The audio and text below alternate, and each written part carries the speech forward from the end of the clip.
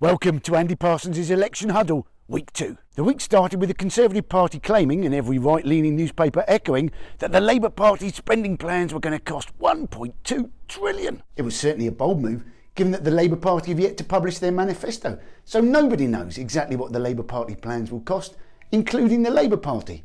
Although it was nice of the Conservatives to do their sums for them. Although I wouldn't advise Labour to copy the homework, because it involves a lot of shoddy double accounting. It's not great if you're trying to show that one side's sums don't add up, if you've effectively done your own sums by shoving a calculator up your own arse and then jumping up and down on a trampoline. Labour have also had to deal with the fallout from former Labour MPs Ian Austin and John Woodcock stood in front of a billboard urging voters to vote Conservative. We also had recent Conservative Cabinet Minister David Gauke urging voters to seriously consider the Lib Dems. And Lib Dem candidate Tim Walker standing down and urging voters in his constituency to vote Labour. So if you weren't confused about who to vote for to begin with, you've now got Labourites supporting Conservatives, Conservatives supporting Lib Dems, and Lib Dems supporting Labour. Add to that, we've got the Brexit Party standing down in those seats that Conservatives won in 2017, but not in those seats the Conservatives need to win to get a majority.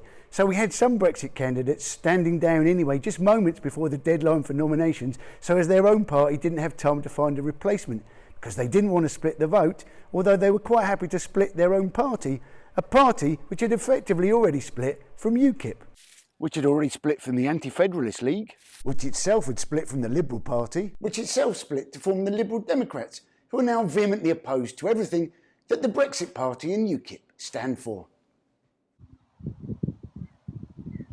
I'm fine. The Labour Party have also had Keith Vaz stand down as a candidate because he was caught in a sting involving 2 male escorts, although he claimed they had come round to his flat to discuss painting and decorating it, although the meeting was on a Saturday night at 11:30 p.m, and he greeted them with the words, "Let's get this party started," and then, "I'm feeling very horny." Keith Vaz also claimed to be a washing machine repairman called Jim, which he spelt for them, J-I-M, to make sure they believed that that was in fact his name, and he wasn't called the other name Jim, G-Y-M, that very common spelling of the name Jim. Keith Vaz then claimed that he couldn't remember the details of the night because he had amnesia because his drink may have been spiked, although he only told people about these details some 4 months after the event.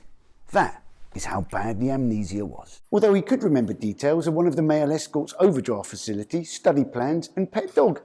A very special form of forgetfulness. Jeremy Corbyn was himself involved in mass confusion as to when he would allow another Scottish referendum. It started off as not going to happen in the first 5 years of a Labour government, then not in the early years of a Labour government, and then not in the first 2 years. The Conservatives said that Jeremy Corbyn would allow a Scottish referendum next year.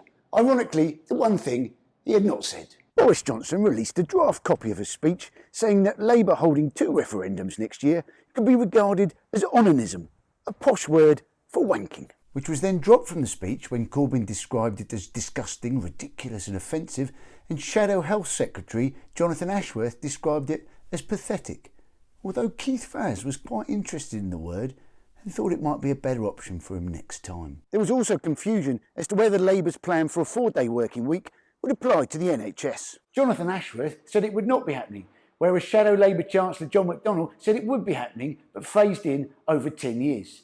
The Conservatives, of course, added it to Labour's £1.2 trillion spending plans as if it was happening on day one.